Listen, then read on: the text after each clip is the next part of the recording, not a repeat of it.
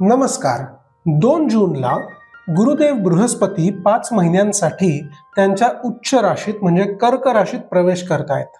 आज आपण या भ्रमणाच्या परिणामांबद्दल गुरुजींशी बोलणार आहोत. आपल्या कुंडलीच्या पहिल्या घरात 3 हा अंक असेल तर आपण मिथुन लग्नाचे व्यक्ती आहात आणि हा व्हिडिओ खास तुमच्यासाठी आहे. गुरुजी उच्चीचे गुरु जेव्हा मिथुनेच्या लग्नातून ते धनस्थानात म्हणजे मिथुनेच्या दुसऱ्या स्थानात जात आहेत, त्याचं फलित मिथुन लग्नाच्या जातकांसाठी काय असेल? मिथुन लग्नाचं द्वितीय स्थान म्हणजे कर्क राशी आणि कर्क राशीवरती गुरुचं भ्रमण होणार आहे. कर्क रास गुरूंची उच्चीची रास आहे आणि द्वितीय स्थानाचं ज्या गोष्टींचं कारकत्व द्वितीय स्थानावरनं पाहिलं जातं, म्हणजे बँक बॅलन्स, तुमचं कुटुंब, काही भाग कुटुंबाच्या गोष्टींचा, वाणी, प्राथमिक शिक्षण, अन्न उपलब्धता आणि शरीराच्या भागामध्ये उजवा डोळा, या गोष्टींचं कारकत्व पाहिलं जातं. ह्याच्या भ्रमणामध्ये गुरु ज्या वेळेला ह्याच्यावरनं येतील तेव्हा निश्चितच एक लक्षात येतं आहे की बँक बॅलन्स व्हायला लागतो. बँक बॅलन्स होतो म्हणजे अवास्तव खर्च कमी होतो, अतिरिक्त खर्च येत नाही, हे पण एक फलित आहे. आणि आता हे गुरु कर्केचे मिथुन लग्नाच्या द्वितीयातले हे गुरु पूर्ण याच्यामध्ये त्यांचा जो संबंध येतो आहे त्या दृष्टीने हा आरोग्यावरती जो काही आतापर्यंत खर्च होता तो बंद होईल, म्हणजे शरीर प्रकृतीत सुधारणा येईल. विशेषतः डोळ्याच्या संदर्भामध्ये जर कोणाला काही दुखापती असेल, आजार असेल, काही प्रॉब्लेम्स असतील किंवा काही त्यांच्या तक्रारी असतील त्या निवारण होतील. प्राथमिक शिक्षणाचा आता हा जो कालावधी आहे नेमका त्यावेळेला जून ह्या जुलैचा कालावधी, म्हणजे काही वेळेला काय असतं की वय जास्त असतं म्हणून ते ॲडमिशन द्यायला तयार नसतात, काही वेळ ठिकाणी वय कमी असतं म्हणून ॲडमिशन द्यायला तयार नसतात. अशा प्रकारचे जे काही शाळा म्हणजे प्राथमिक अगदी बालवाडीमध्ये सुद्धा प्रवेश द्यायला काही आजकाल शाळा थोड्याशा म्हणजे त्रास देतात किंवा ते नकारात्मक भूमिका असते, कारण त्यांना काहीतरी डोनेशन्स वगैरे उकळायचं असतं म्हणून.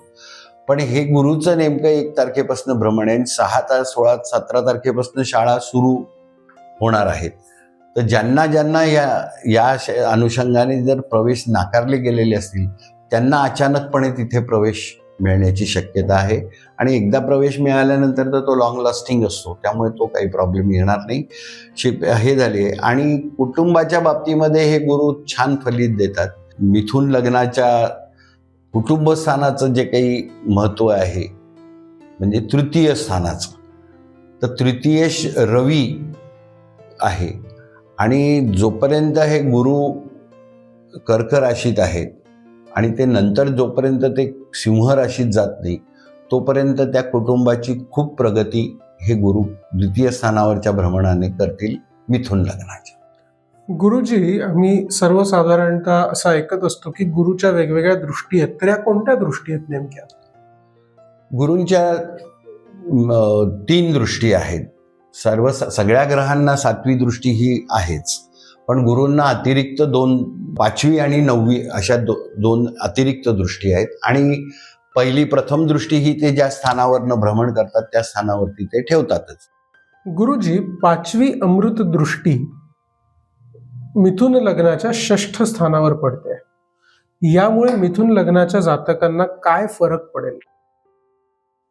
मिथुन लग्नाच्या द्वितीय स्थानात म्हणजे कर्क राशीवरनं भ्रमण करणारे गुरु यांची 5वी दृष्टी जी आहे पहिली, तर ती दृष्टी त्यांची 6ठ स्थानावरती आहे. 6ठ स्थानात वृश्चिक रास आहे आणि या वृश्चिक राशीचा कर्क राशीशी नवपंचम योग आहे. म्हणजे द्वितीय स्थान आणि 6ठ स्थानाचा एकमेकांशी नवपंचम योग आहे. आणि 6ठ स्थानावरती आपण विचार करतो कर्ज, त्याच्यानंतर आजार किंवा तुमचे हितशत्रू, तुमचे सुरू असलेले खटले, त्याच्यामध्ये होणारं नुकसान, फायदा, त्याच्यानंतर एक प्रकारची जे तुम्ही काही जर सेवा कोणती करत असाल किंवा करणार आहात किंवा करू शकतात त्या संदर्भात स्पर्धात्मक परीक्षांवाल्यांच्या साठी सुद्धा ही स्थिती ह्या स्थानावरनं थोडासा पाहिला जातो, कॉम्पिटिटिव्ह एक्झाम्स वगैरे. आणि शरीराच्या दृष्टीने जर पाहिलं तर दुखापत, या शरीराला काय दुखापत होईल किंवा काय झालेली असेल, तिचा काय परिस्थिती असेल. तर आता हे गुरु जेव्हा नवपंचम योगाने म्हणजे अत्यंत शुभ योगामधनं ही दृष्टी ठेवून आहेत, 5वी दृष्टी, तर त्यामुळे काय असतं की तुमचं कर्ज फिटण्याचे काहीतरी मार्ग सापडतात. अचानकपणे बाबा ते ठीक आहे, फेडून टाकू आपण आता हे सगळे पैसे, मग कशाला EMI भरत बसायचा, अशी एक स्थिती निर्माण होण्याचा प्रबळ योग आहे. दुसरं असं आहे की आजारपण किंवा दुखापत वगैरे ही जी तुम्हाला कधी झाली असेल आणि ती बरेच दिवसापासून प्रलंबित असेल, ती बरी होत नसेल म्हणा किंवा काही असेल, तिच्यात ह्या गुरूंचं जसं भ्रमण सुरू होईल तसं 8 दिवसामध्ये तिच्यामध्ये तुम्हाला रिकव्हरी दिसेल. त्या म्हणजे काहींचे टाके घातलेले असतात, मग टाके काढलेले असतात, पण त्या टाक्यांच्या जखमा काही वाळत नाही किंवा अशा अनेक प्रकारच्या ज्या काही प्रॉब्लेम्स असतात दुखापतीच्या संदर्भामधल्या, त्या शरीराच्या त्या दुखापतींचं निवारण होईल, त्यांचे डाग राहणार नाही आणि ते पूर्णपणे नॉर्मल होण्याचा योग असतो. स्पर्धा परीक्षांमध्ये जाणाऱ्यांना सुद्धा ह्याच्यामध्ये थोड्याफार प्रमाणात खूप यश आहे, त्यामुळे ते सुद्धा यशस्वी होण्याचे योग आहेत. आणि सेवेच्या संदर्भामध्ये म्हणजे ज्यांना काही सेवा करायची आहे किंवा कोणी सेवा करायला जात आहे, हा थोडासा अध्यात्माचा भाग आहे की काही जण कमिटमेंट करतात की बा आम्हाला, म्हणजे आता जी मोठी मोठी संस्थानं आहेत काही, जसं शेगावचं गजानन महाराज संस्थान आहे, कारंजाचं, तर तिथे सेवेकरी आवश्यक असतात. तर असे स्वयंभू सेवा देण्याचे योग मिथुन लग्नाच्या जातकांना प्रबळ आहेत आणि ते जूनमध्ये जास्त गुरूंचं होईल तसे ते सेवेची त्यांना संधी मिळेल आणि ते तिथे सेवा करू शकतील गुरूंच्या ठिकाणी, म्हणजे गुरुस्वरूप जी स्थानं आहे, गुरूंची स्थानं आहेत अशा ठिकाणी. धन्यवाद गुरुजी. अष्टम स्थानावर मिथुन लग्नाच्या गुरूंची 7वी दृष्टी पडते. जे मिथुन लग्नाचे लोक आहेत त्यांना वारसा हक्क, विमा किंवा गूढशास्त्र किंवा संशोधन आणि इतर तत्सम गोष्टींमध्ये यश मिळेल का? सप्तम कर्क राशीतनं पूर्ण दृष्टी आणि कर्क राशीचे उच्चीचे आहेत. तर या ठिकाणी अष्टमस्थानात ही गुरुची नीच रास आहे मिथुन लग्नाचा. त्यामुळे इथे तुम्ही जे म्हटलं गूढ लग्नाचं, पण जे त्याचा निगेटिव्ह वापर करणार आहे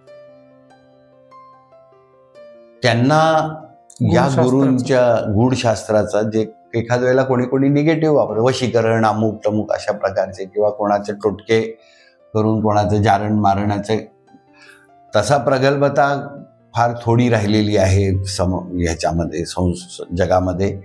पण तरी सुद्धा काहीतरी नाठाळपणा करायचा असं जर काही कोणी करत असेल, आणि आजकाल म्हणजे थोडीशी चर्चा ह्याच्यात करण्यात हरकत नाही की ज्या रील्स होत आहेत त्या अमुक टमुक करा, लसूण घ्या आणि त्याच्यावरती नाव लिहा आणि त्याच्यामध्ये सुई खुपसा किंवा टूथपिक खुपसा, म्हणजे मग ते अमुक फलाना फलाना हो जाएगा, असं जे काय आहे ना, तर हे जे करून पाहणार किंवा ज्यांना क्युरिओसिटी असते ते क्युरिओसिटीच्या पोटी हे करतील आणि त्याचा त्या संबंधित जातकाला त्रास होईल जर त्याचं लग्न मिथून असेल तर, अन्यथा नाही होणार.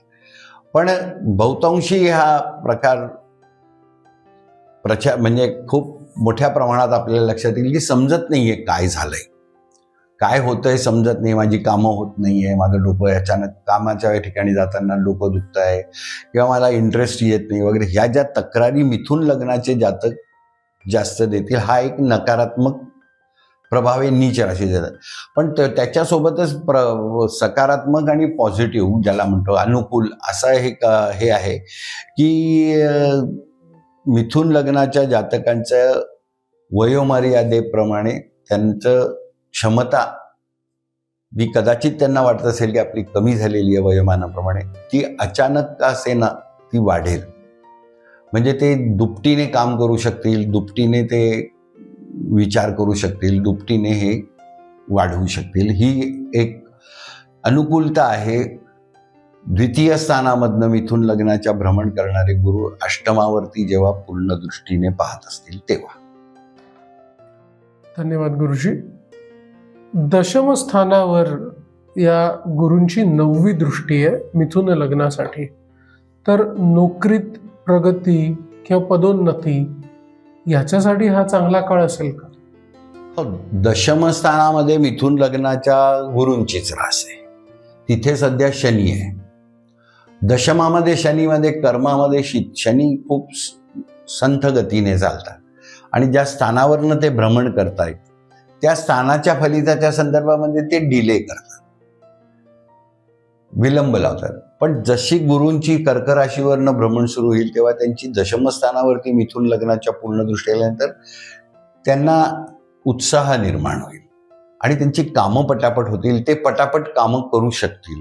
दशमस्थान कर्म व्यवसाय जसं मी मगा सांगितलं त्याचं असल्यामुळे इथे बऱ्याच चांगल्या प्रमाणामध्ये प्रगती होईल. व्यवसायात त्यांची प्रगती होईल. ते नवे नवे म्हणजे तपास करतील, आजकाल ॲडव्हान्स टेक्नॉलॉजीमध्ये नेटवरती पाहतील, याच्यात पाहतील आणि ते तशाप्रमाणे व्यवसायात सुधारणा करतील.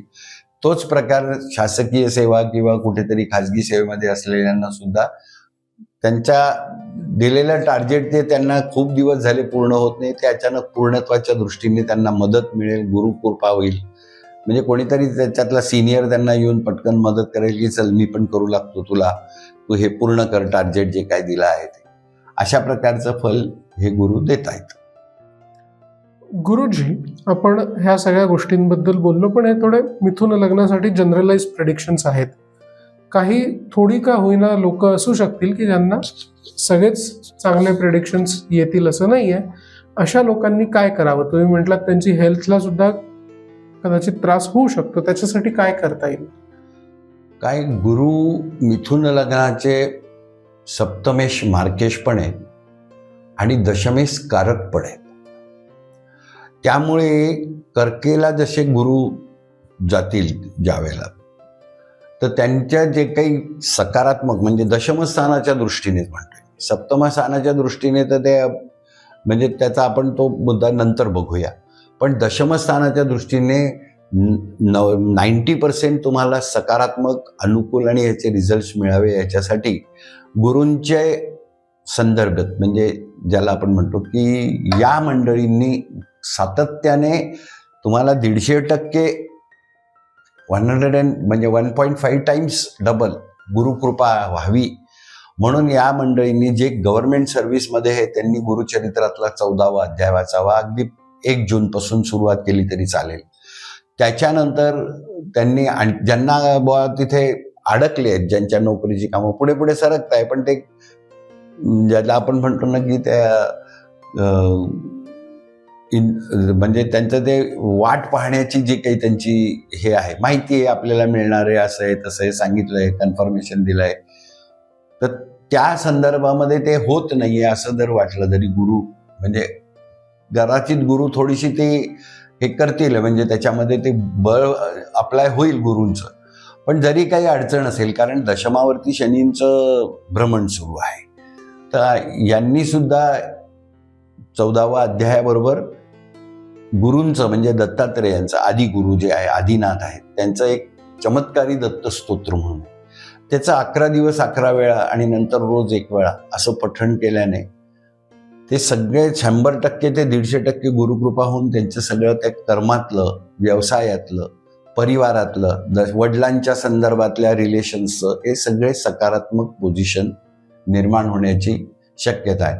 आणि दुसरं असं आहे की कायमस्वरूपी मिथुन लग्नाच्या जातकांनी 18व्या वर्षापासूनच म्हणजे शनी कुठेही गेले त्यांच्या पत्रिकेमध्ये तरी त्यांनी शिथिलता ठेवू नये, म्हणजे स्लो होऊ नये तिथल्या त्या स्थानाचं फलित म्हणून त्यांनी शनींचं नीलम रत्न नीलम शनिवारी प्राणप्रतिष्ठा अभिषेक करून शनींच्या 7 वस्तू दान करून उजव्या हाताच्या मधल्या बोटात त्यांनी ते धारण करावं, म्हणजे त्यांना शनींचाही त्रास होणार नाही आणि गुरुबळ त्यांच्या पाठीशी राहील. धन्यवाद गुरुजी, आपल्या वेळेकरता, आपल्या मार्गदर्शनाकरता.